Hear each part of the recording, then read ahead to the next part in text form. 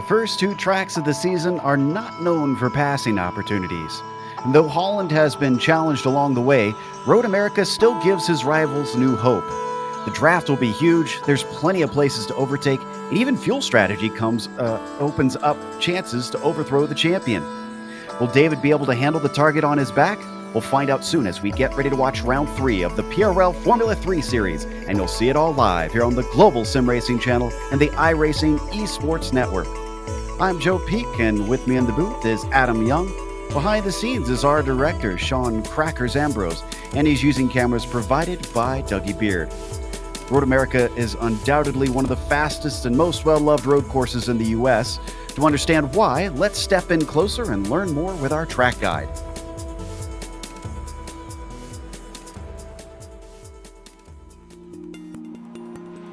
Welcome to Road America. Nicknamed America's National Park of Speed, it's easy to see why just by looking at how the track is laid out. Long straights are a major feature, and drivers will build up incredible momentum before they find themselves interrupted by tight 90-degree corners. In fact, for a 4-mile circuit, it has shockingly few turns. It also has little in the way of variation in layouts. The main course is only broken up once with a single chicane added in the bend version. But don't take this to mean that it's a boring track. Elevation change happens many times over a lap, with a few places taking you into corners which are quite blind. But 2 of the turns on the back half of the course are perhaps the most distinctive. One is the carousel with its more than 180-degree radius. It just feels like it never stops. The other is the kink. Terrifyingly fast with very little runoff, it can end someone's race in a flash. As you'd expect, the heavy braking zones make for some ideal overtaking spots. Turn 5 sees plenty with its downhill entry. The hurried downs can offer drivers a chance at a sneak attack if you're brave, and then Canada Corner gives you one last shot before the lap is over. It's no wonder major organizations such as IMSA, IndyCar, NASCAR, and the SCCA all host major races here. All in all, many drivers rate this track as the best track in North America. Many who hop in the seat and try it can quickly understand why.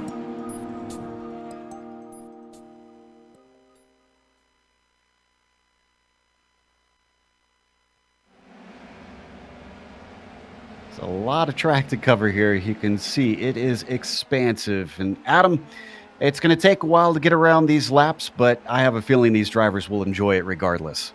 Yeah, and in practice they were sitting lap times, pretty close to that 2-minute mark, give or take a few seconds.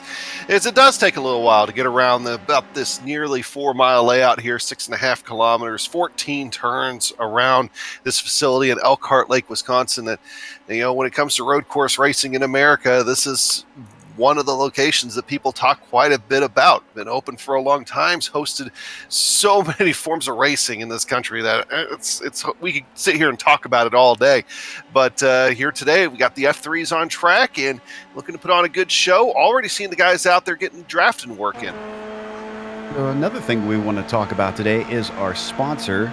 Are you ready to compete against the financial markets? Supporting over 60,000 users across the globe, NinjaTrader provides award-winning trading software and brokerage services. NinjaTrader is always free to use for advanced charting, backtesting, and trade simulation. Visit NinjaTrader.com to get started with a risk-free trading simulator and start tracking your performance. Big thanks to them for sponsoring this season yet again. And this season, with this being the 3rd round, now has given us a picture of how it's going to go points-wise. And, well, here it is David Holland leading the way. Now, Rod Clenard is consistent, but he doesn't seem to really have the speed so far to try and challenge David. He has had 2 podiums in these first 2 rounds, though, so he's only 13 points back. Nicholas Delp and Eric LeBlanc very, very close in a fight, along with Daniel Cranefuss, who rounds out your top 5. Ever important in this series, of course, is the team's championship. Adam, that is just as valuable to our drivers, so why don't you run us down on that? Yeah, of course, Vantage Zero and Vantage Rosso pretty much running away with the thing. Davidson Motorsport, 13 points back. Lavoie Motorsport, 29 points back, along tied right now with Rust Racing. So, very competitive out there, though, but right now, Advantage can just keep on doing what they're doing together. They're going to have a pretty good season out there. Now, if you've never watched the Formula 3 series here for the PRL before, why don't we give you a little bit of a quick book, Spark Notes version, I guess you could say, of how this race goes. We are in round 3 out of 10, as we mentioned. It is a 45-minute race, and it is open setup in these cars. However, they have limited the fuel tanks compared to what the real Formula 3 cars can run. So you can expect one fuel stop during this 45-minute sprint. They have a 20 incident limit, so drivers will be disqualified if they hit that 20 incident limit, and they do get some bonus points. They're listed below that they are competing for. That will definitely come into play during this race, because I was glancing through there, and that is part of what's got Holland that 13-point gap, because he's gotten quite a few bonus points in these first 2 rounds. Now, if you are watching this on the iRacing Esports Network, which I would assume you are if you're watching this live, we encourage you to subscribe. It's very easy to do so. Just scroll below the video here on YouTube, and there's a big red button that says subscribed. If you haven't done so yet, click that. You won't miss a moment here on IESN. Qualifying has already got a couple laps down here during the pre-race. Greg Seitz, who is challenging in the warm-up here, Adam, against David Holland, has got the legs over him. But Greg has 2 laps. Oh, no, excuse me. Greg and David both have 1 lap, it looks like. And it's about 3/10 separating them. Yeah, and not only that, David Holland getting ready to climb the hill here, as Greg Seitz is as well. So we'll be able to see what these guys are able to do both times here across the line. Just not close enough to each other to be able to use the draft. So Greg Seitz improves his time by about a 1/10, but Holland improves it by 0.6 of a second, and he's going to move into P1. Oof. So got a 1/10.5 over Greg Seitz, which isn't a lot around a long lap like this. Don't count out David Sirwa. He is currently in 3rd position, and he's about 0.4 behind Holland, but 2.5 from Greg Seitz, and definitely improved on his last lap. So he's finding a lot of speed. Raymond Day, very, very close behind, 1/100th behind David for that 3rd position. Trying to figure out where Rod is right now to see if he's far down. He's about 12th right now, and he wasn't very far up on the boards in practice either. I think about that same 10th to 12th area. Yeah, that is not representative of what we've seen before from Rod, so he'll probably be hustling to try and improve here. Laps take so long that you really don't get many laps to try and improve your time. A Bear, who has yet to set one, this is going to put him in 26th, I believe, 28th. And that's the last time, actually, of all the drivers who have set a time. Haven't seen Kevin Santana get out on track here in qualifying either, which is a bit surprising for him. In fact, he's not in the session right now, so he's going to have to hustle back in. It looks like he had a disconnect due to his router or something out there. That is certainly dire for him. It's going to put him under the gun to perform. Yeah, so imagine he's working frantically on that one, because with what looks to be possibly a 38-car field here tonight, you don't want to start in the back of this thing if you get your connections sorted out right at the last minute. So hopefully he's able to get back in there. Ooh, response from Seitz, who goes quicker, and Holland has an off track. Wow. Yeah, that is what, about a 0.4 improvement for Greg Seitz. So Ra is not able to improve, so he ducks it back into the pits.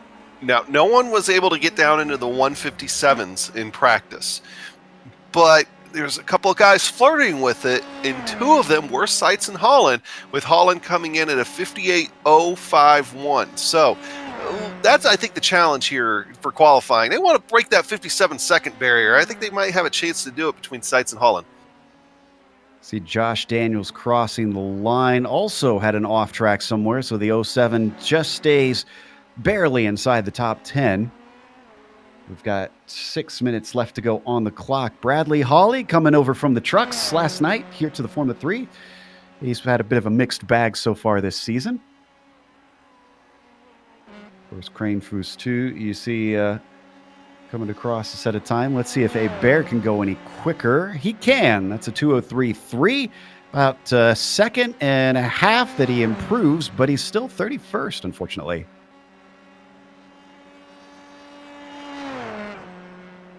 Sights is starting another warm-up lap here, trying to see where Holland is, if he's actually out on track right now. There he is, going through Canada right now. And this time around, Joe, and I know we're looking at some other cars here, and that's okay. Holland actually has some drafting help on this lap, as long as it's been clean. Yeah, he's currently working his way out of the final corner. He's being dragged behind Blackwood, and this is going to be critical up the front stretch. He's got a very good slipstream here. That'll give him a 10th or 2 alone. Let's see what this is. Oh, not quick enough. So had a mistake somewhere.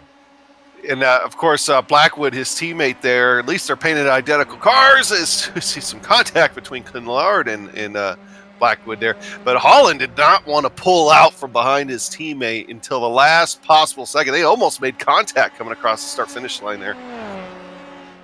Strykars crosses. So does Christopher Richards. Neither of them seem to have improved that time through. Syrah, let's see what he can do. Oh, nothing better because he had an off track. Stays in 4th place. Things have really become sort of concrete up at the front. Nobody has changed position in quite a while. Yeah, and it still might be a little bit before we see major changes here. Looking at Paul Wildridge coming across. Didn't see if he was able to improve his time. Daniel Krafus, excuse me. See Eric LeBlanc getting ready to finish a lap. Andy Spice, who we have on screen, also tries to improve but does not. There goes Greg Seitz, also on an out lap, it seems, judging by that lap time. LeBlanc, who sits in 7th, has a mistake somewhere out there that costs him a legitimate time.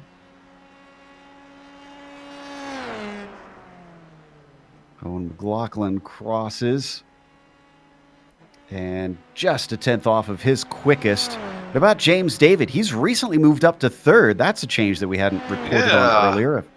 58.6 last time. Almost 4/10 of a second faster than what he ran in practice. So, trying to play above the weight class right now. Here comes Holland. It knocks it down by a 10th. Doesn't move him up to the pole, but... Wow, that gets it within 6/100ths of Greg Seitz.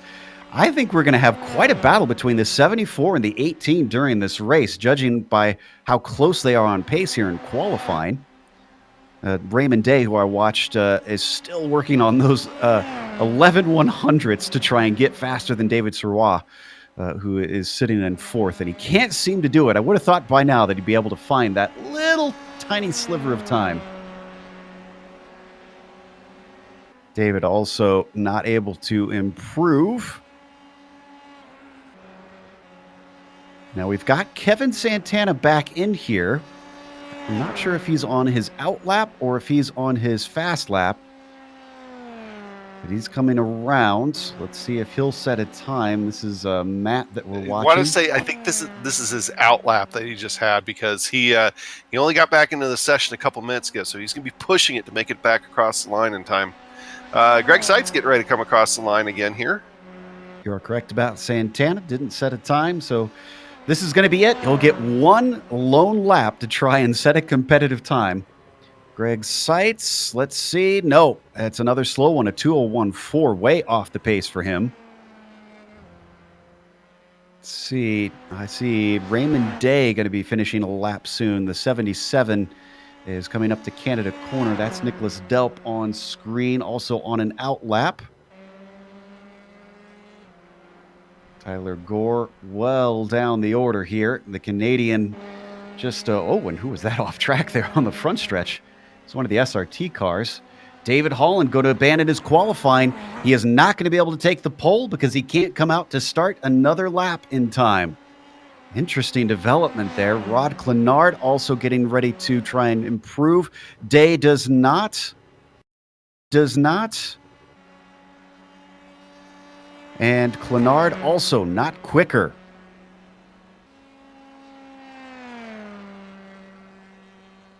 Pisano did thankfully manage to hop up there into 12th with that 59.1. About 30 seconds left now. Brett Thurman stays put. Armando Edwards coming up the hill. Ooh, Edwards to a 59.6. That's going to give him 17th. Nice. All right, ticking down. Is Matt going to be able to cross the line in time? It's going to be very, very close. Checkered flag comes out, and he does improve regardless. 59.4 gives him one position. Behind him, David Blackwood. We got Santana now coming across. 59.3. Oh, 14th. Hey, it's better where it would have been if he wouldn't be able to get back in the session. So it's something, yeah. Spicer doesn't improve on that last one. Matthew Hall does not. Ooh, so Seitz happy with where he sits. Doesn't think he can be caught by, I think, Sroa, the only other one trying to get to the finish here. Yeah, I think Seitz would have just been out there for bragging rights more than anything else, so trying to knock his time down a little bit more. I don't think these guys are going to be able to get to him. So what about Tyler Gore? Currently the last driver with a time in 35th at a 2:15. Which must have included a spin somewhere. That's much better. A 2-flat-4. That moves him up to 31st. Aaron Webb, who sits in 23rd. So many cars. That's pretty much the mid-pack out here. Let's see if he can improve on that 59.9. He does. 0.3 quicker, and that jumps him to 18th. So you still got Brett Thurman and Syrah out there here. And David just gotten off track, so I don't think, at least I'm pretty sure he gotten off track. Brett Thurman coming across. His last time, a 2 minute 1:52. Doesn't improve it. Actually looks like he so about equaled it. Was pretty close to it. Yep, and David, you are right, decided he's not going to come around for another one, so that's going to complete our qualifying. Let's go through our starting grid for the race. Greg Seitz has put it on pole, still looking for that first victory as he's been denied both times so far. David Holland starts next to him. Next row, at James David on the inside with David Sirwa starting 4th. Raymond Day in P5. Daniel Cranefus, who's 5th in the points, is one position back here on the grid in 6th. Rod Clenard starts P7. Lionel Duprat managing 8th for him. Josh Daniels in 9th, and Eric LeBlanc rounds out your top 10. Yeah, I just hope I'm not bad luck for Lionel Duprat here tonight. Seems like every time I'm on one of these, something happens to him. Go, get a good finish there, Lionel. Coming home in 11th, and Anthony Pisano in 12th. Row 7's going to go to Nicholas Delp. Kevin Santana, who we just saw, just barely squeak in that time. Sebastian Prue will start alongside Juan Francois Matt. Owen McLaughlin and Aaron Webb will be making up row 9. Row 10's going to go to Armando Edwards and Christopher Richards. Trading in the dirt for the pavement, Bradley Hawley starts 21st here. Andy Spicer will be starting in 22nd with David Cristelli in P23. Paul Wildridge, 24th for him. Mike Richter, a little far down for that truck driver, starting 25th. Matthew Hall, P26, and Jay Steffi in 27th. Brett Thurman wound up in 28th, and Kyle Strikers in 29th. Then in 30th, it's Jeff Jacobson. And then going to 31st, we will find Tyler Gore, then James LeBlanc right alongside him, Daniel Barnett, and then David Blackwood. Then following it up will be David Hebert. Now you see Sheldon Rosenbaum there. He is not in the session right now, so that should move Don Lee up into that spot, and then Jay Felton should start shotgun on the field. Waiting for everybody to get out here. Just about 3 more cars to line up on the grid, and then we'll get our standing start and a 45-minute race. So as Pisano and Rosenbaum are our last 2. Let's see if they're in the session. Rosenbaum is not. So we're going to go all the way to the 2 minutes waiting on the grid. Everybody is out there. Clock ticks down. Lights come up, engines rev, and the green flag waves. Greg Seitz is very good off the line. Not so good for James David, who immediately falls back to fourth. David Sirois is starting to go on the attack on David Holland, who defends to the inside down into turn one. Starts to drift back to the racing line. As they get through that first corner, are we going to be clean? It causes some problems from time to time here in these open wheelers, but it's looking good so far. Yeah, even all the way through the field and looking at turn two, looks relatively clean as well. Oh, we do got one spinner. That's James LeBlanc. He's put it around, single car incident. He's getting it back straight, but he'll move to the rear of the field. Ooh, Holland almost had a look at Seitz down into turn 5, but Seitz is going to cover him off. Oh, and a spin from James David. Goes around, barely taps the wall, but I don't think that should cause any damage. But he's going all the way to the very back of the pack. Yeah, that's a bad place to spin on lap one because you're waiting a while. Oh, we got major contact back there. Jeff Jacobson has tore his car apart. Yep, he is off out of turn 5. We'll come back to that replay later.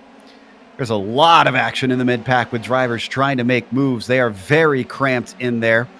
But as Greg Seitz leading, you can see up at the front, ahead of David Holland, David Sirois going from 4th to 3rd at the start, and Rod Clenard inherits 5th as well. Yeah, just Seitz and Holland. That's what we expect here for today to probably be the battle, and Sirois is doing his best to hang in there. You know, talked about here at Road America before, especially in in the lower tier open wheel series, is that the draft is kind of like a restrictor plate track in an oval series. The draft can be the great equalizer. So as long as Sirois can hang out there with David Holland, he'll still be inside of Greg Seitz, I think, at this point. Oh, well, Holland's got a very good run here. I'm not sure if Seitz will be able to retain the lead. Oh, but that's a lift, it looks like. Holland suddenly stopped his progress. I think that told us a lot right there, Joe. Yeah. Gas. They're thinking fuel mileage already. Yep, I think David Holland knows the game, which is bad news for Greg Seitz, especially if he continues to push the air. Meanwhile, you can see it spreading out until you get back to about 5th, Raymond Day.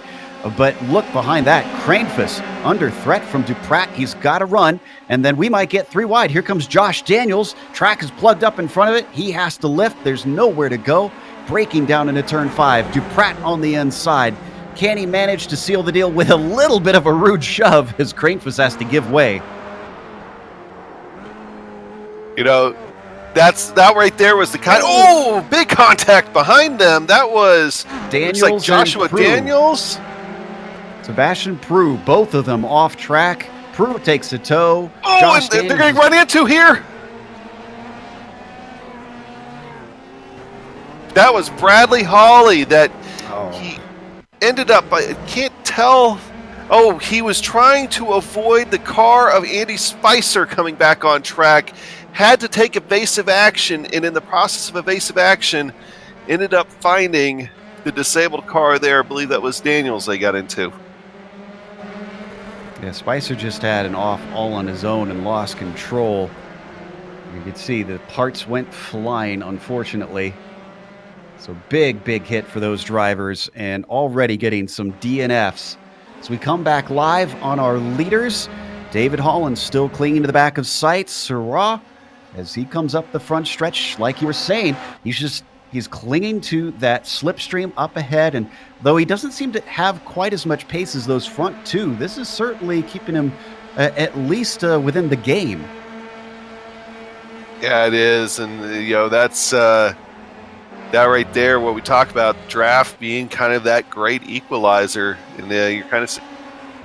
Battle for 6th place goes in favor of Duprat. He gets it away from Cranefus, but Cranefus is going to come back at him. Down into turn 3, gets it inside. That'll compromise both of them through that corner, and guess who's going to take advantage? Eric LeBlanc, if he can squeeze through, is going to have a huge run. Is he going to do it? Is he going to try taking it? Nope. Nope, he's not going to do it quite yet. Duprat, though, still has the inside. This is exactly what we saw last lap. Cranefuss to the outside, but Cranefuss now looks for the over-under, tries to get a little tricky this time. It doesn't quite work out as they crest the hill for 6th, so he settles for 7th. Always with cool Jay Steffi. Sorry to interrupt. Jay Steffi in 24th in the 247 right now, turned around at a turn 5. Single car incident. Did he hit the wall? Looks like he did just barely. You see the Club West driver coming down into turn 5. He's going to lose it under braking. Unfortunately, where he's facing is blind. He can't see the cars coming until they're right there, and so he has to wait for a big opening before he can get going once again. It's still so early in this race that, and it's a blind corner there if you're going to try to get yourself turned around. So all you can do is just wait. Oh, Eric LeBlanc had managed to get by Duprat. Oh, but LeBlanc just made a mistake out of the final corner. Lead Joe Seitz is getting overtaken here by Holland. Holland has a good look. He's edged him out. And he is ahead before they even have to brake for turn 1. So, now that Greg Seitz is the follower, how is this going to change things? Apparently, David Holland not interested in staying behind the whole way. And he's only gotten about, less than 10 minutes of fuel saving there. So, not on a fuel saving strategy, because he would be staying a whole lot longer if he wanted to hang out and save some gas. Goes defensive as Greg Seitz tries to attack down into turn 5, round the outside. And he's going to stay with it. Wow, great bit of grip there for Greg Seitz. Still wheel to wheel as they come into turn 6, and finally he has to give way. It's almost a similar battle that was going on between Clenard and Day behind these guys, but it looks like Clenard is going to take the victory on that little battle right there. But as Holland and Seitz were going at it, that allowed Thoreau to get back up into the battle here between the two of them. So he's back up into the draft of Seitz. Yeah, about a half a second as we ride on board now. Watching from over the shoulder of the Canadian. He'll probably want them to keep battling like this just to make sure that he can not only stay in touch, but potentially maybe have an attack on one of them. Down into Canada corner. Greg Seitz not going to go for it this time. Looking farther back, we got a battle between Cranefuss and LeBlanc. This is for 6th position. Cranefuss is going to get it, but behind them, way too hot into the corner from Kevin Santana, who's been climbing up the field. He falls to 9th, but still, this is impressive. What, about 6 or 7 positions up since the start? Yeah, that sounds about right. I mean, because he ended up, we were watching it right there at the end of qualifying, and it started in 14th. So he's on a tear. He's up 5 spots, and he might get one more, but just behind him, looks like he's got Pisano on a charge. Pisano's going to have the inside, but backs out of it. Santana can't get the run off of turn 1. Lionel Duprat safe down into 3, although very deep on the brakes there from Santana, almost getting into the gearbox of the 88. Yeah, had to back off of it a little bit, which does not give him a good run down, through the moraine sweep here. Although, yeah, kind of in the later part of the straightaway here, he's going to be able to take the dive, going into turn 5, and he's going to clear him. Duprat's going to lose 2 positions there. He kind of gives it up. He's going to do the over-under on Pisano, come back on Pisano. That'll give him the good angle here into turn 6. Will Pisano be able to fight it? Yeah, he's going to be able to hold that position on the outside. He'll end up taking the spot here totally from Lionel. I'm surprised Santana made the corner because he nearly went off into the gravel with that. Duprat back to 10th is not safe yet because Nicholas Delp and Andrew Duffy is back there. You can see as we were riding on board with Pisano, taking a wider line down through the carousel. Can that get him the launch? He doesn't cut back in. Delp thinking about it. They come up to the kink. You don't want to go too wide through here, so they stay single file. Delp holding on to it. What have they got into Canada corner now? Looking around the outside. Duprat going to try and get back on Pisano. They break for the corner, almost get shoved off there as Pisano drifts off to the left, and he holds on to the spot. Going up a little further in the field, Cranefist and LeBlanc have been going at it tough too. They went side by side through Canada there the last time by, and now Cranefist not going to be in a good spot to hold off LeBlanc. LeBlanc right in his draft. He's going down the straightaway here, the front straightaway, and do we can maybe pick up a little bit of side draft on. That's one thing I've been seeing a lot of, Joe, lately. I mean, we called a race the other night with it. I've seen it a few, just kind of spectating some. With the side draft in a lot of these cars, and it doesn't matter the series, guys are going too aggressive at it. Don't jerk the wheel trying to get to somebody. Just get scrub off too much speed and not make it worth it. And I think that ended up costing LeBlanc right there. We go back to 17th. Strykars is being chased by Richards, who almost gets hit by Cristelli.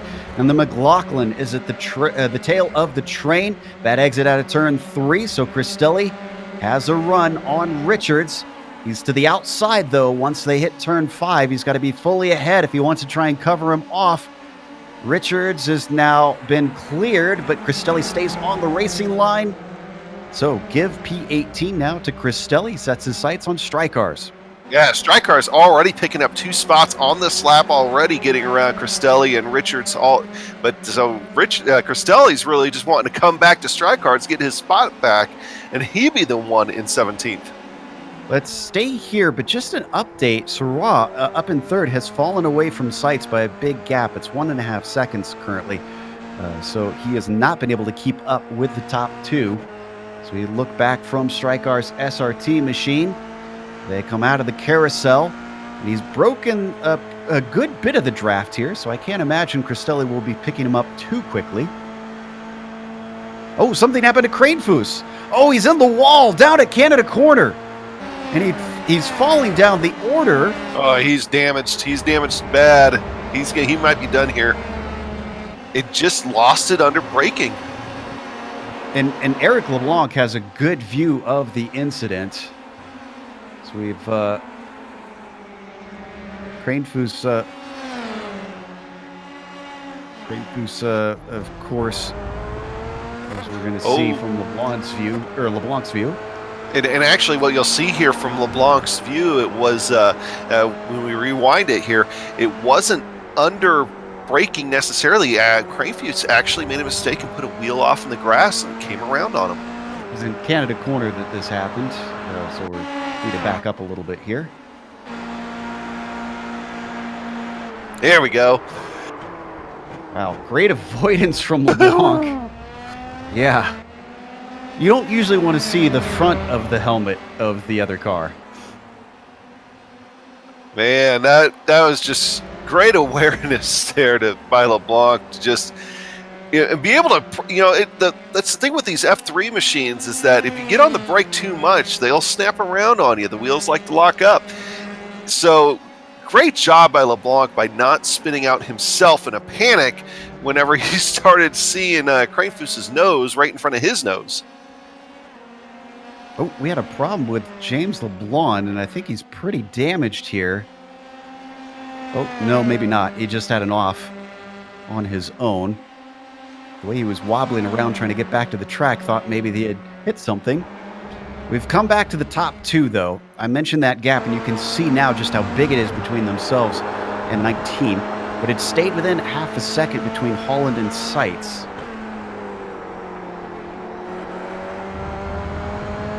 Window should be opening soon too. Yeah, and if you're Holland and Seitz, you're probably going to be coming in the later part of the pit window, I'd imagine. Especially now that you're kind of separating Siro out from between the two of you, and you can settle it amongst yourselves. Battle behind them. Looks like Delp got past Duffy, but this straight is so long, Adam. He's going to get a little bit of a ride back. Duffy might be able to get this spot right back with the slipstream. Both of them giving a double punch in the air to Edwards behind.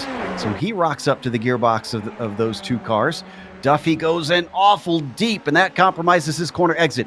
Delp now going for another repeat pass. He pokes his nose in, brakes a little early, though, and lets Duffy have it for at least a little bit. These guys are weaving and bobbing and diving. Great battle here between Duffy, Delp, and Pratt. And now Duffy taking advantage of the Road America Straight here and how long it is in the uphill part there. And the guy that really took advantage of it, though, is Edwards. You mentioned him using that double punch. Well, he really used it that time by. He's going to be right underneath the rear wing of Edwards here going through one. Literally I'm looking backwards. Sorry about that, Joe. but it still doesn't matter. Oh, Strykar's here. Yeah, I think he had some contact. Oh, looks like he got hit from behind by Cristelli as he was fighting side by side with Matt. So he was focusing to his left side, and then suddenly the car behind him just picks up the rear of his car and turns him around. Watch this from above.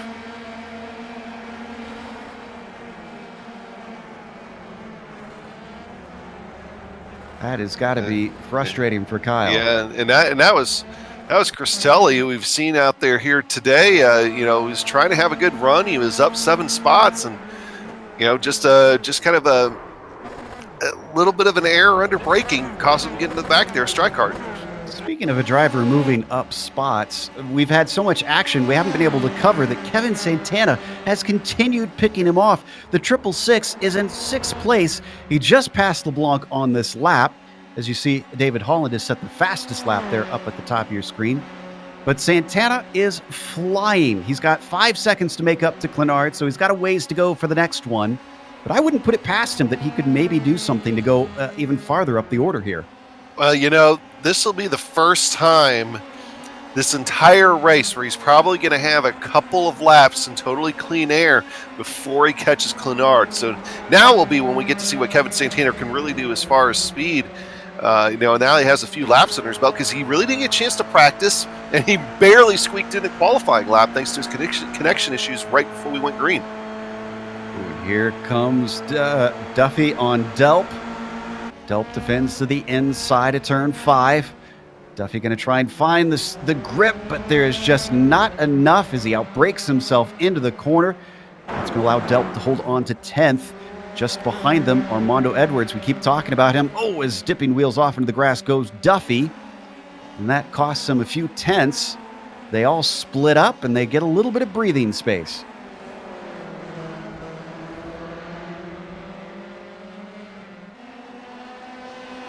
Coming now into the carousel. Duffy didn't fall back enough to lose the draft here. But he's sliding wide off the late apex of that long corner, and that certainly won't help him get the run that he needs.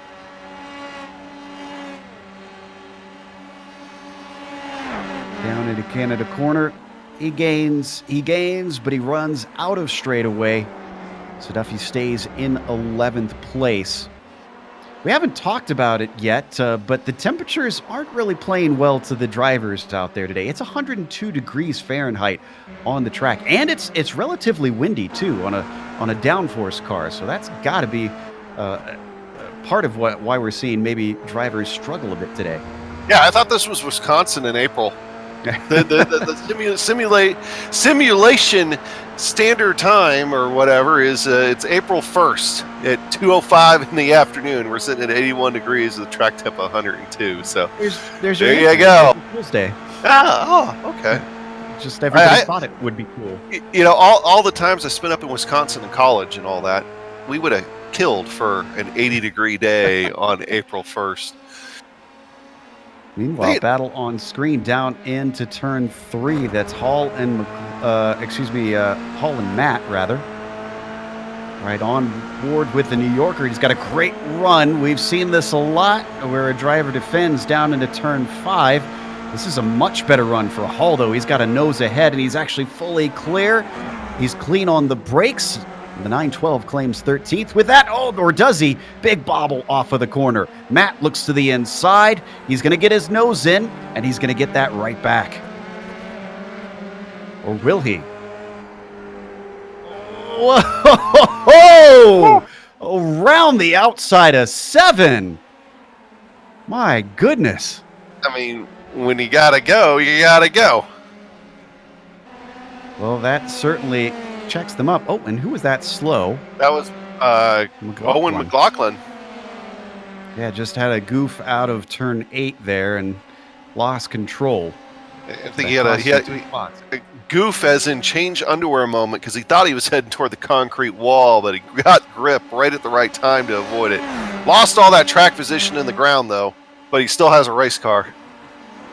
Yeah, I guess that's the important bit here. So look at Richards and for 13th continue. Sorry, go ahead. I was saying Richards and Thurman had a good over-under battle going there. They're still working to settle it here, heading toward turn 14, with Richards coming back on Thurman. And I think that one's going to get settled here. Richards kind of falling back now. So, of course, just as soon as we go to it, it's going to fall apart. Oh, and I think James LeBlanc actually finally hit something. Oh, yes, he did. He hit hard. The 007 lost some pieces along the way. On the replay.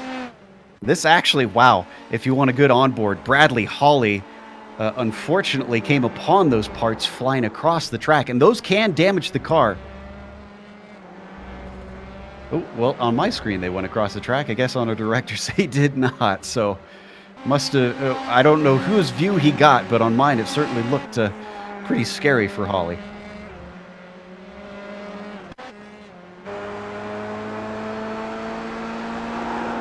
Just barely after the incident here. Here we go. Comes around the corner. Suddenly there's a car. Yeah, on our director's screen, it looks like it was a little less scary.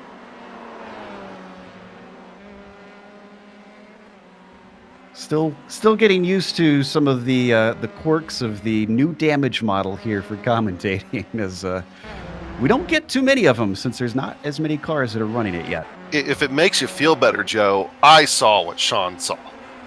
Okay. So well, it doesn't make me feel better about my Team connection. Sean. I'm Team Sean right now. There we go. I'll let you commentate then on what the parts are doing. As watch David Holland. Wow, David Holland's starting to stretch away from sights here. Look at the gap. LeBlanc has a problem. LeBlanc lost it coming out of Canada. He hit the gravel on the way out, and this is one of those quirks of the new damage model. I mean, I saw wheels fly off and wings fly off, but it snapped back into place, and now it's just his left front just wants to shake itself off the car. And yeah, he's done. It happens on your screen, too, and it happened on my screen. But he's going to have to come into the pits. They have no spare car in this series, unfortunately. We do have some takers for scheduled stops. And I was going to say, while we've been watching all that, Holland has been starting to gap a little bit on sights here. Yeah, I just mentioned that before we went to the incident. This is Richards in the pits, Brett Thurman, Owen McLaughlin also taking fuel, I assume, maybe tires. That's actually been a bit of a toss-up. Some drivers take them, some haven't. They're on the new tire model here. Even though they've got tire warmers on them, they're still a little bit cool when you get going.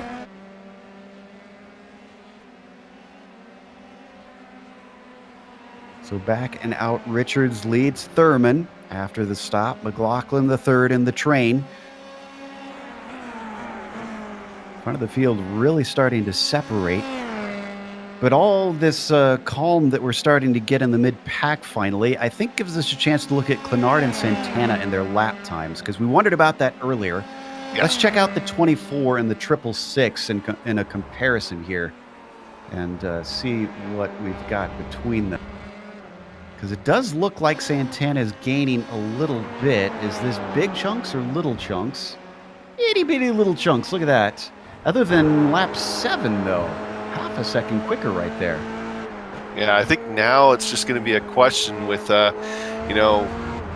21 minutes left in this race. If it's little chunks, will he have enough time? Clenard and Santana coming down.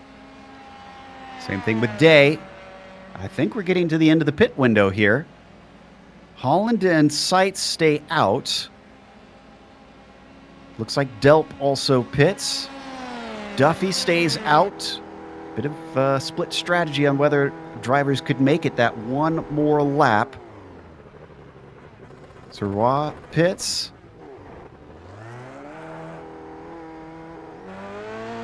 Ooh, I don't think he took tires because it was a very fast stop for him. Day is gone. Clenard is out. Oh, and Santana's out ahead of Clenard. Clenard must be getting damage repaired. He's in long. I didn't see any damage on his car. That's... Oh, man. Maybe the under tray? Maybe. He's still there. It's not a penalty because he's in very, very long. Gotta be fixing something. Well, that is just unfortunate for the 24 with the consistency that he's had so far this season. He's definitely not going to get a podium this time. Yeah, that's going to hurt him. 7 seconds. Ouch. He comes out in 22nd. Granted, there's a few cars that do need to pit. I don't think he's going to get those positions, though, from those drivers that are still out.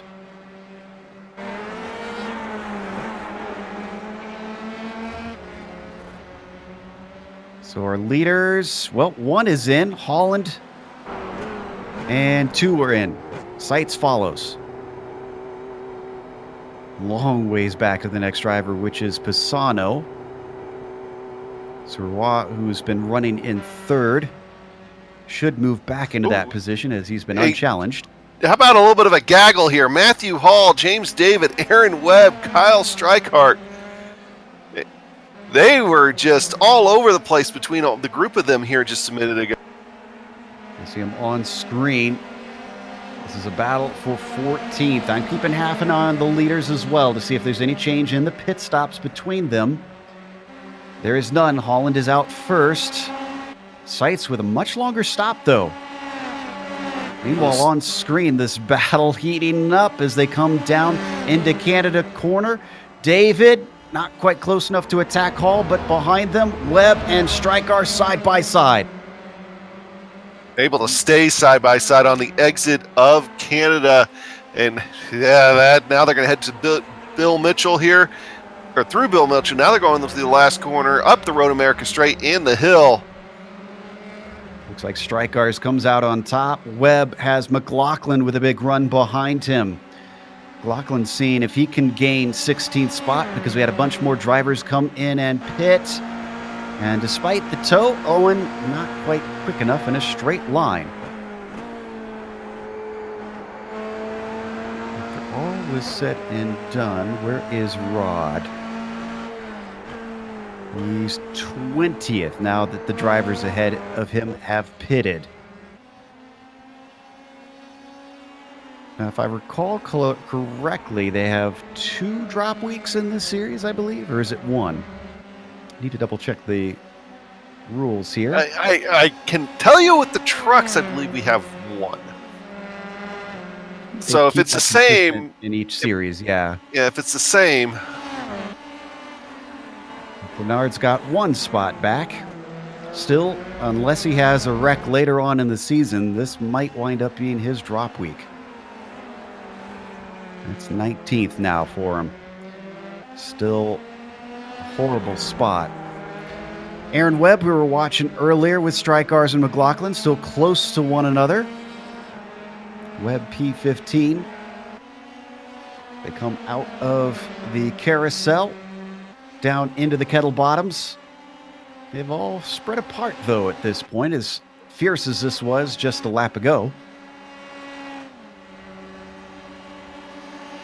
Great run out of the kink for Kyle Strykars. Good enough that he's going to be able to get his nose in as he tries to take the apex away. He does down through Canada corner. We're going to go side by side all over again. It's a repeat of last lap around Bill Mitchell bend. Strykars just a little bit ahead. Now he's got the inside, but it's the launch off the corner that you want.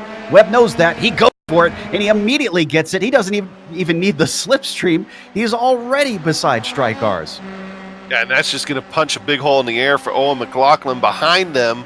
I don't think he's going to be close enough to maybe try to make a play on either of these two before they get into turn 1, but he's definitely keeping up with them right now. Very smart driving from Aaron Webb, but I don't think it's going to get him the position quite yet.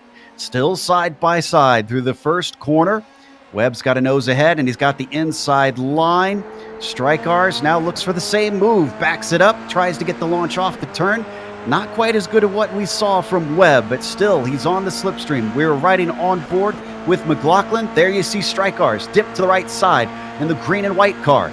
The blue and white of Aaron Webb still defending as they come down into turn 5. Webb deep on the brakes.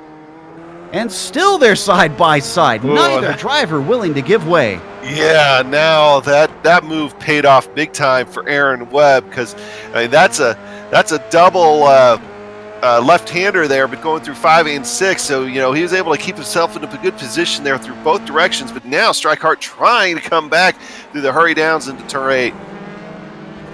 And this is backing them up quite a bit. McLaughlin joined by Cristelli and Daniels. Daniels is a lap down, so he's not in this 4 position.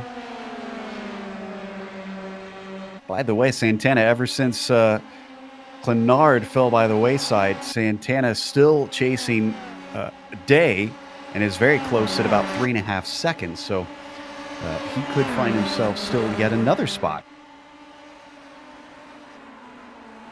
No, and they were fairly comparable on lap times before the pit stop, so it'll be interesting. But I will tell you that ever since Santana got the clean air, every single one of his laps, except for, of course, the pit in and pit out, every single one of his laps have been in the 59s. Great consistency there.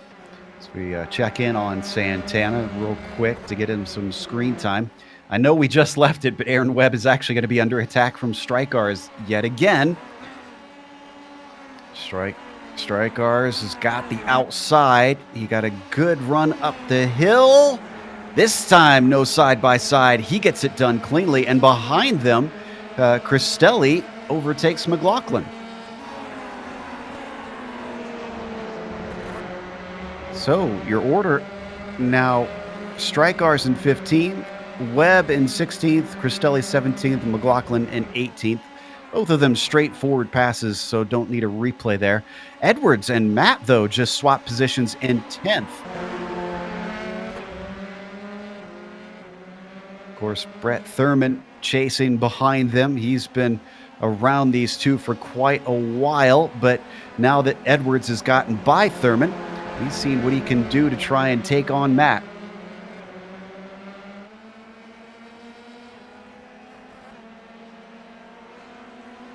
Oh, way wide down through the carousel on the exit for Edwards, just when he needs a good run on the backstretch here.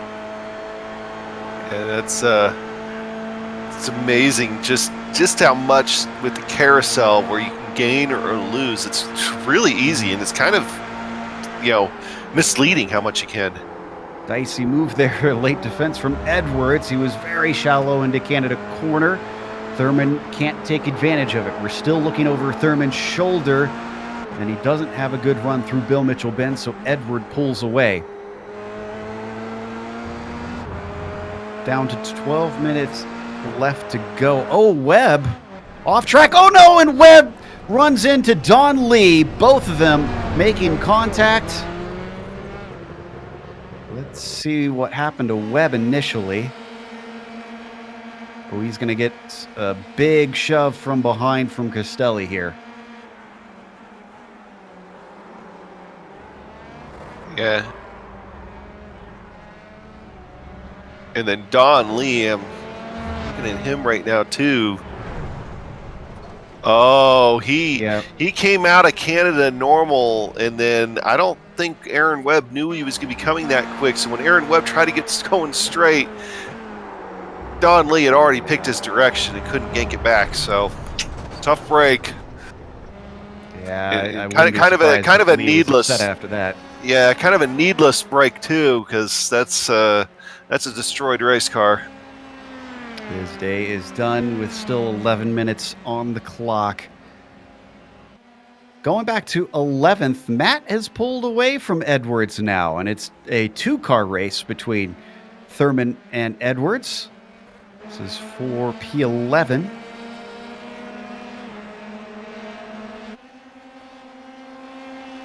So let's stay with this battle, but I'm looking at the leaders, and David Holland has got command of this thing. It's 4 seconds between Holland and Seitz ever since the pit stops. The 74 has no response to the 18th.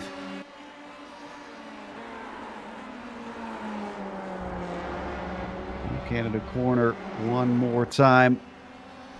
Still Thurman not able to try and attack. This is our closest fight on the track right now. Slipstream has proved very, very effective running up the hill. So can Thurman use this here today? The 69 starts to gain. 26 can't do much here. Is he going to cover off? He's electing not to. He leaves the door open. Thurman takes a look, but Thurman doesn't have the speed. Yeah, I think Edwards kind of knew that that was going to be even late, even for a dive bomb, which I wouldn't expect Brett Thurman to do, but it would have, Armando Edwards did the smart thing there, not even trying to react to that. He had a good position. This one's much closer. Yeah, now you got to react to that. Yeah. So what can Thurman do here? As they come down to the braking zone, almost squeezes him to the inside there. They stay wheel to wheel, and it's a drag race up the hill to turn 6. Still going to be the outside for Edwards. Or excuse me, for Thurman. Off track a little while, but Thurman gathers it back up, loses time. It got a little rough there through turn 6. Yeah, that was slightest bit of contact. Could have been so much worse right there, but thankfully they got away from it. Now Brett Thurman will fall under attack here from James David, at least for the moment. And hey, Joe, P7 heating up here. Pisano and Delp are Delp's almost right underneath his rear wing going through Canada. Yep, these two have been closing down on one another. Delp was about half a second back just 2 laps ago. Now down to 0.2 of a second onto the front stretch. Pisano's going to be under threat. The number 58 riding right in the tire tracks as we look from the gearbox from Pisano.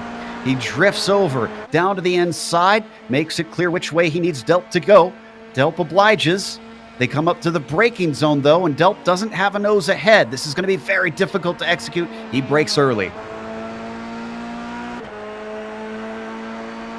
Has another little peek down into 3. Back onto the racing line once again. And here we go. A second bite of the apple now, Adam. Yeah, now it becomes a draft battle going down the moraine sweep here. A little bit of a lap car there. That was David Herbert. And now Delp is going to have a look at least on the outside as we go to turn 5. Brakes a little late. He's going to put the pressure on going through turn 5. Wow. And he gets that pass done on the outside.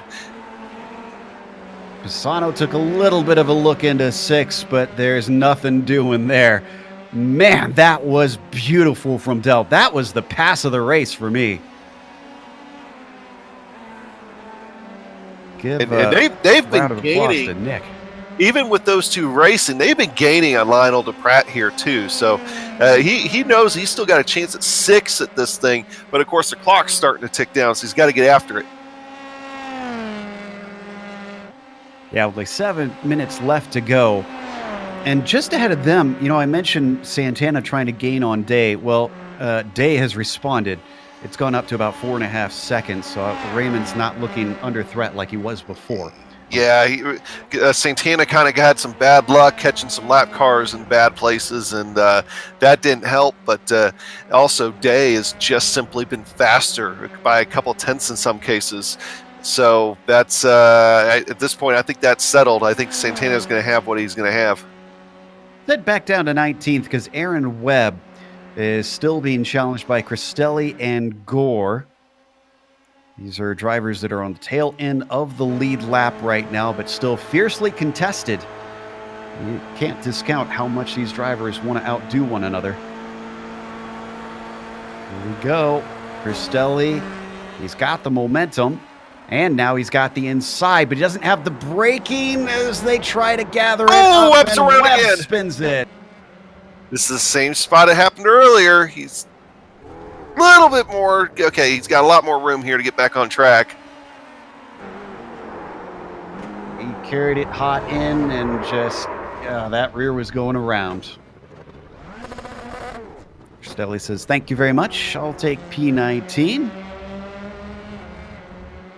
Webb still keeps it going despite all of his dramas today. The only drivers that have not been able to keep it going are Don Lee, James LeBlanc, Sebastian Prue, and Jeff Jacobson. They have all retired from this race. Checking out Pisano now, who's still trying to keep up with Delp after that pass. It's increased to about a 9/10 of a second gap, so that doesn't bode well for Pisano. Yeah, Pisano right now. Meantime. Yeah, Pisano right now wants to see Delp get up to Duprat and maybe start racing him a few corners side by side and get right back into it. But outside of that, I think Pisano's fallen off here more than what he was hoping. They're only going to get, what, about there 2 or 3 laps here. Yeah, I think it's going to be 3 laps since our leaders are already crossing the start-finish line by now. These 2 should be getting there any moment. But if you're a Lionel Duprat, you got to be sweating a little bit because he is surely aware that Delp has been chopping away. And now he can look in his mirrors and actually see that purple machine. If they come up towards turn 1, Delp shouldn't get a chance this time, but coming down to turn 5, it'll definitely be on. That last time by, Delp was faster than Santana, than Day, than Sirot. Yeah, going actually, he was almost as fast as your leader, David Holland, that last time by. And he qualified 13th, so clearly he had something in reserve, and he's going to get to the inside. Just a half-hearted cover-off from Lionel Duprat. Certainly. Oh, and is he going to be boxed in? Oh, he'll be let through. Delp may have lifted there. Oh, but he comes back at him. He's laid on the brakes. Absolutely mighty. It's not quite done. It's a drag race up to 6 yet again, but Delp's not willing to try and take that one. Yeah, I don't think Delp felt confident there and wisely backed out of it. Knows that right now he has the speed. That was nice. And look what I was talking about. That allowed Pisano to get right back into this thing. Don't need to go to it, but fans of Paul Wildridge, he just had an accident coming out of the final turn. He's done for the day as he's limping the car back into pit lane. On board with Pisano, watching the fight for 6.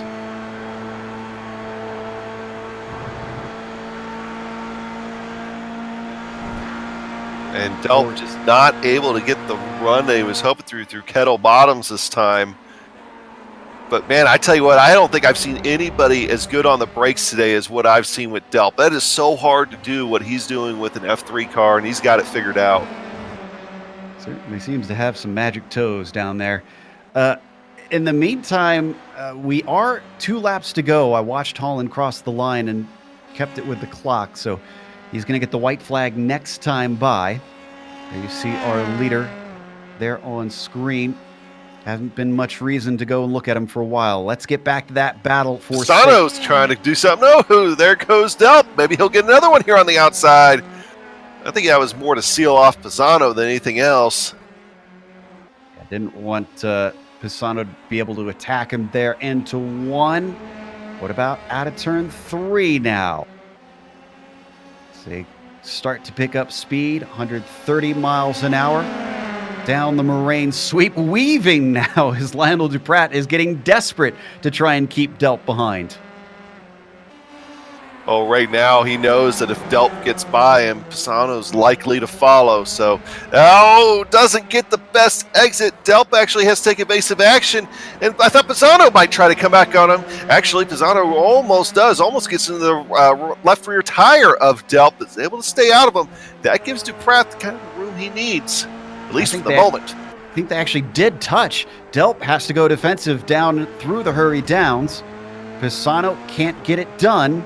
This is a boon for Lionel Duprat for sure, who did not look quicker than Nicholas for a number of laps now. And they're only going to have 1 to go.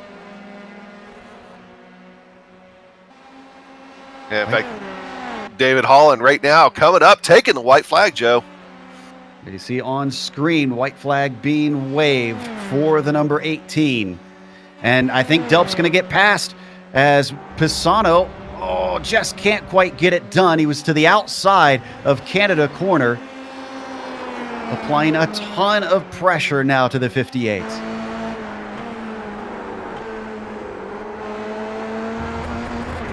Both of them using as much track as possible. Wheels in the dirt for Anthony unfortunately cost him a little. And Pratt is loving it. He's loving what he's seeing in his rearview mirror because that means he has a pretty good chance of holding on to 6 here.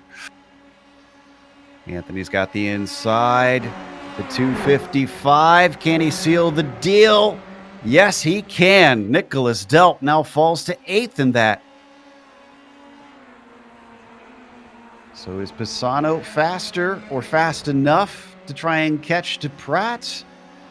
And can he hold off Delp? Because Delp is not going to take that one line down. In fact, he's already going to get a nice draft down the Moraine sweep. He gets to the outside, wheel-to-wheel action into turn 5 as it's been all day long.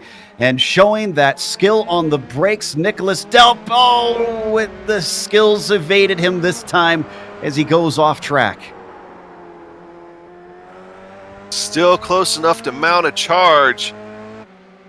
But our leader, David Holland, now going through the Kettle Bottoms and heading to Canada. This thing's almost over. His time's running out to make a move. Absolutely. Lap traffic up in front of Holland, who we ride on board with, is Hall and Blackwood. Shouldn't provide any sort of drama for him. Sights at 3.5 seconds back. He is not a worry at all for the number 18. Up the hill. Victory for 3 out of 3. David Holland wins today here at Road America. Sights is going to follow him home in second, and Sirwa finishes in third. Where is that battle between Pisano, Delp, and Duprat?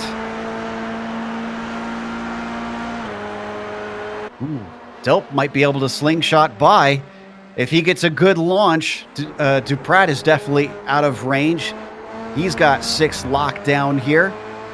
He had a bad entry into 14. I think that cost him his chance. Just starts to gain as they come to the line, and it's not enough. Delp holds him back. Pisano holds Delp back just behind them. Let's see if we have any other battles. Edwards fends off David successfully. Ooh, Strikeheart was able to get around Clenard this lap. Clenard has a good run coming out of 14. Will he have enough time to get up? So right on board. It's going to be close. He's got the momentum, but it's not enough. About half a car length. Christopher Richards. Poor guy. I think, is he out of fuel? He suddenly found himself spun as a bunch of cars go by, and I had to go away for that battle to the line. There was a couple of guys there that seemed like they might have been having some trouble. And that's out of the last turn. Who is that on screen? Is that Webb?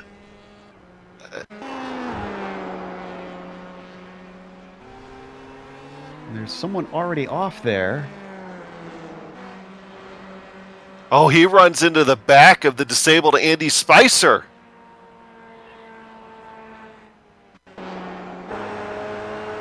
Watch on board. Club West driver. Yep, just was not expecting him to be that slow and absolutely went over top of him. Well, we're going to go to a quick break here on the Global Sim Racing Channel. We'll come back with the unofficial results as well as driver interviews, but stick around because on screen, you'll see all the upcoming races here on GSRC.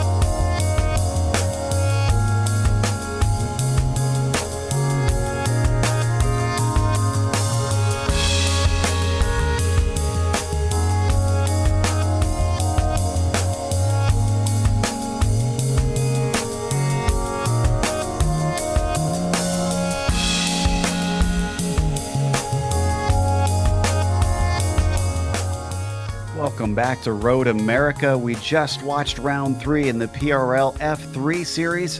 David Holland took the win after starting on the outside of the front row. He hid behind Greg Seitz for a brief while before he got ahead, and then once he broke the draft with the pit stops, he was gone. Seitz has got to be scratching his head a little bit from that. He knows he's got to do some more to try and figure out how to beat this guy. David Sirwa finished in 3rd with Raymond Day in 4th, and you've got Kevin Santana in P5. A great recovery from his compromised qualifying, 14th to 5th, and Lionel Duprat finishing P6. Anthony Pisano with a 7th was in a fight with Nick Delp all the way to the line, who took 8th. Andrew Duffy was 9th, and Jean-Francois Matt in 10th. Yeah, looking in 11th place on back, you'll find Armando Edwards and James David taking up 11th and 12th. Brett Thurman in 13th. Kyle Streichardt in 14th position. Rod Clenard, who had himself a good run going, ran into some trouble though on pit road. Still interested to find out what happened there. 15th position for him. Owen McLaughlin in 16th. Jay Felton in 17th. David Cristelli in 18th position. 19th to be Tyler Gore, and then 20th to lead in Aaron Webb. He, despite his struggle, still managed to end up on the lead lap. Leave Aaron Webb, I'm seeing 21st here. Regardless, Jay Steffi 22nd, David Blackwood 23rd, and then Matthew Hill 24th. Everybody from there on down was a lap down. Bad days for them, and a few DNFs throughout the field. Not as many as you could have expected, though, thankfully. In the meantime, we've caught up with our race winner, David Holland. David, you hung out behind Greg Seitz a little bit at the very start, and then you made a decisive move and took the lead away, and from there never handed it back. So at first we saw you lift a little bit on one of the straights and early, and we thought that maybe you'd save a little fuel.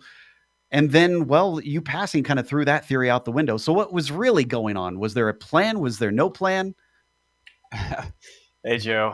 There was a little bit of a plan there. So the setup we were running tonight, it really took, a good 4 or 5 laps before it even felt comfortable under you. So I was just trying to keep up there at the beginning. And then I really didn't want to pass on the front straight like that, just because then you have that long downhill run right after. But I wasn't really able to get a good enough run out of turn 2 to make the downhill one work, which is where I really would have liked to pass. So I got a good run on the front straight and just decided to go with it there, and I managed to keep it in front of him there on the back straight. I think he was trying to kind of feel it out a little bit too and be kind of strategic with the passing, but I ended up pulling away, and yeah, he still kept the pressure on the whole race. There was not a lot of breathing room. At least kept you honest, but still you've had the measure of him. This is your 3rd win out of 3 races. Now on the roadside, we've seen a straight flush, if you will, where we've had a driver win every single race. Think you could do that here on the F3 side? Oh, I might have had a shot until you just said it, but we'll see. Sorry, I guess it's a no-hitter thing, right? Yeah. No, this is a great group of drivers. It's close, and I'm giving it everything I have. I'm not leaving anything on the table. So, yeah, it just takes one mistake, and there's some strategy at play here with the new tire model. I was really debating taking tires this week, but I didn't. I think Greg did, and he definitely closed the gap up there in the second half after the pit stop. So no, I don't think that it's going to be nearly that easy. I think we're going to have to fight for each one of these. A little birdie in my ear is saying that you've had a new arrival at your house. Is this correct? Oh man. Well, not yet. No. Okay. We are expecting though. Yeah, in July we're going to be having our first kid. So me and my wife are really excited about it. It's going to be a game changer. I might have to take some time off from the old sim racing, but we're definitely excited. Well, congrats then, regardless. And maybe that was everybody else's plan all along. They wanted to see you guys have one in the oven, and that'll give them a chance to win. But congratulations, regardless. Thanks, I appreciate it, guys. As always, got to thank the guys at PRL for organizing this, and NinjaTrader for sponsoring. You guys for broadcasting. My wife for being a good sport about it. She loves the broadcast, always watches. And yeah, Vantage Esports and all the guys there. It looks like everyone pretty much had a good run tonight. unfortunate. I think Rod got hit with a speeding penalty, but everyone else brought it home up pretty nicely. So yeah, thanks again, guys. Appreciate it. That was our winner, David Holland. We're still trying to figure out what happened to Rod ourselves. We didn't think a speeding penalty, but maybe Greg Seitz can shed some light on his race. Adam has caught up with him. Yeah, Greg. Hey, great run out there here today, but still coming home in the bridesmaid position. Yeah, story of my life. Well, either way, though, I mean, it's still a different weight class than the rest of the field, though. So we were expecting a pretty close battle. I mean, you and Holland were pretty close in practice times and qualifying times, but still second place, not so bad. Good points today for you. Yeah, it wasn't too bad. David definitely was a better driver today. He's been wiping the floor with me during the official races this week, so I was actually pretty pleasantly surprised to finally find some pace. I went with a higher downforce, obviously, than him because he was gaining quite a bit on the straightaways. So yeah, that I think actually helped me. I probably would have been worse off without that, but yeah, I'm pretty happy with where things turned out. Well, good deal. Of course, we go to Road Atlanta next week. Totally different kind of facility. Are you going to be able to? Are you going to have anything there for David?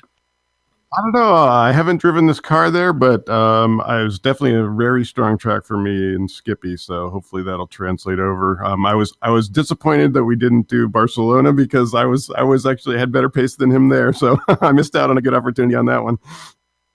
Well, that's the way it works out sometimes. I mean, I get that. That's for sure. Hey, anybody you'd like to thank here real quick? Yeah, you guys for the broadcast and PRL, as well as my teammate, Daniel Cranefus. So, yeah, it was a great race. I did kind of blow it in my pit stop. I don't know if you guys noticed, but being in the number one pit box, I actually left the pits with the pit limiter on, which wasn't such a great idea. So I lost some good time there. hey, you're not I'm the guy that went ahead and came down pit road thinking the checkered flag had already come out one time. So there's that. Hey, anyway, Greg, great talking with you, and hopefully we get to talk to you next week. Yeah, thanks again, guys. Second place finisher Greg Seitz, who obviously knew a little bit coming in that he was a little outmatched today, but like we said, he at least kept him honest. But we're going to close out. Before we go, a big thank you needs to go to our sponsor for this season. If you want to, again, check out NinjaTrader at ninjatrader.com.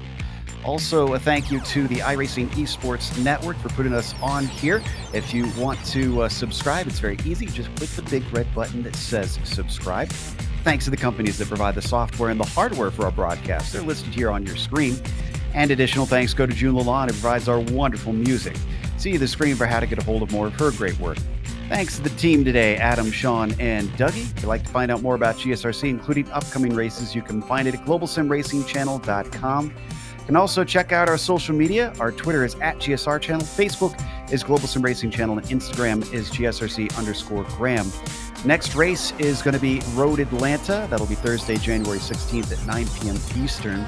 Now, we have upcoming races for other series listed on the screen. You'll definitely want to tune in come Saturday because we're going to be announcing the winners for our giveaway that we were talking about earlier.